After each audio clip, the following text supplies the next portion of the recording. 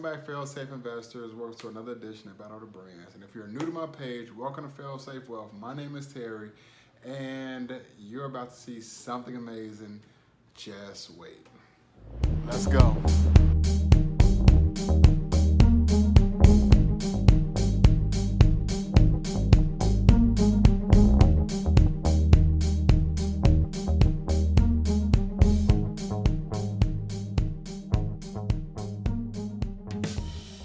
Battle of the Brands is basically where I'll take two companies that are competing and they don't necessarily have to be in the same sector, just competing in one shape, form, or fashion in any way that they are competing against each other. And I'll pretty much analyze them separately, do two separate videos on each company, and then at the end of the week, pretty much pair them head up against each other and ask myself three questions. Which company will come out on top if we asked ourselves which one would win in the question of growth, sustainability, and value. So in today's episode of Battle of the Brands, we're gonna look at Intel, since tech is pretty much the hot stock or hot topic in the stock market right now, or in these days, I should say.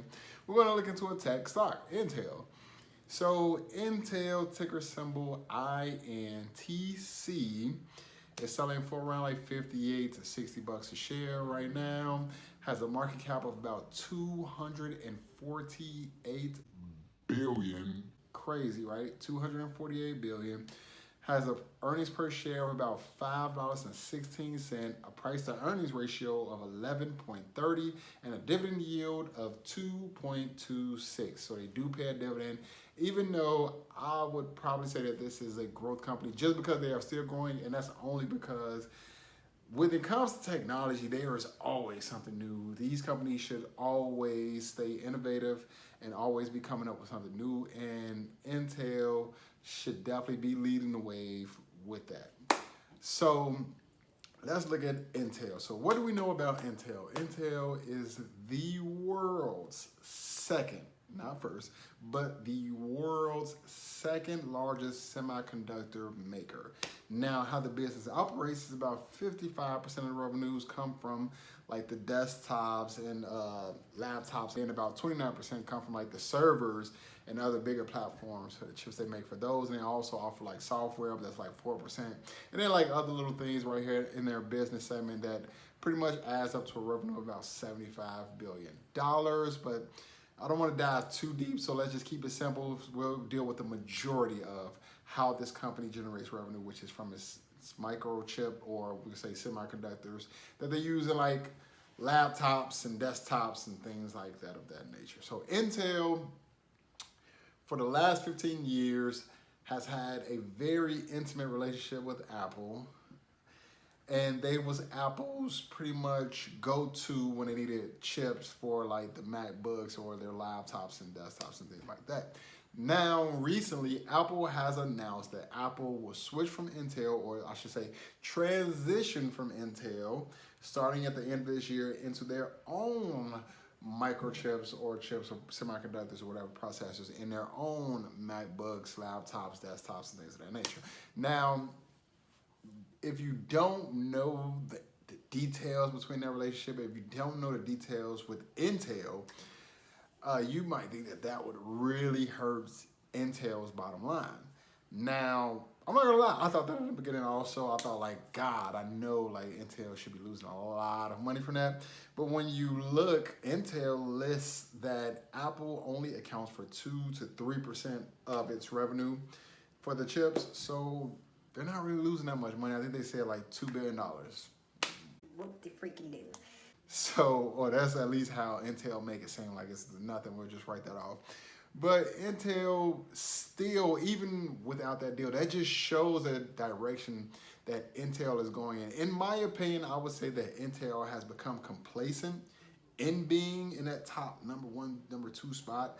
Now, when you judge by microchip producers on like market caps, Intel was just surpassed by Nvidia for the largest market cap. Nvidia now has a market cap of like 250 billion. So that is amazing, by the way. I don't want to like undervalue that. That is crazy and that is beautiful when you think about it. But Intel has pretty much been the number one when it comes to like market cap. I know a lot of people like, I don't care about market cap, get to the facts, but that actually does matter, because when you're looking at a company, the market cap does matter. Like, that is a huge market cap. When you look at a company and you see a market cap of like 250 something billion, the first thought that runs to my head is this company isn't going anywhere anytime soon. It is too big to fail. First thought that comes to my mind. And that is pretty much the case with Intel, but they have become complacent.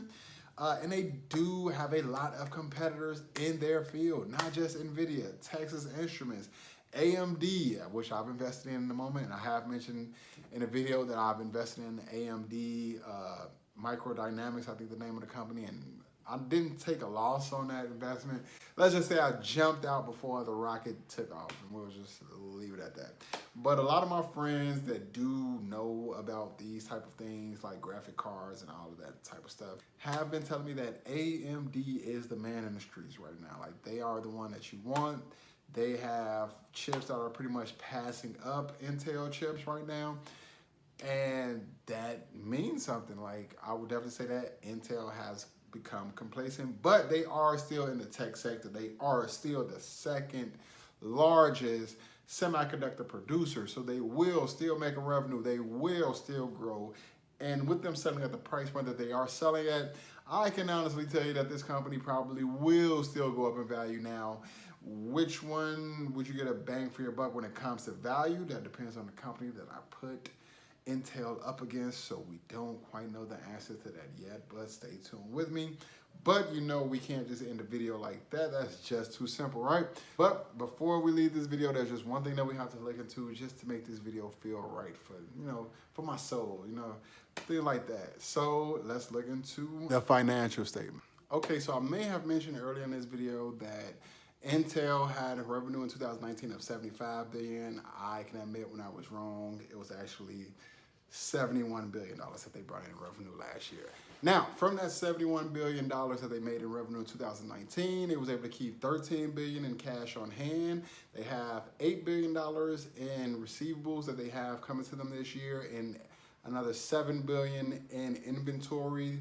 So when you equal all that up and then like a couple billion in other, you have about like $31 billion in current assets versus $22 billion in current liabilities. So that is pretty good for any balance sheet. You definitely want your assets to outweigh your liabilities. Then when we look at their total assets versus their total liabilities, we have $136 billion in total assets versus $58 billion in total liabilities.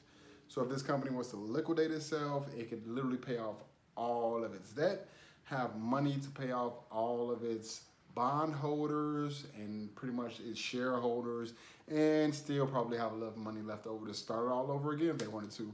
So that is really good when it comes to looking into a company's financial statements and balance sheet. I can definitely say that this company will survive a economic downturn, and they already showed that they are surviving an economic downturn. Then when we look at this company's income statement and cash flow statement, like I've already mentioned, they made $71 billion in 2019. Out of that, they have a net income of around $21 billion, which is great, amazing. And then they have about $16 billion in capital expenditures. And when you subtract that from the net income, you're left with about $5 billion in free cash flow, which in any case, that is always great to have free cash left over to pay out that nice, good old dividend that you paid, which in Intel's case is about 2.26, which is very good. I'm not gonna lie. So if you have like $100 worth of Intel stock, you get about $2.26, which is good. But I really want to know your opinion on, would you invest in Intel stock? I definitely would say that I am bullish on Intel stock, meaning that I do believe that this company will go up.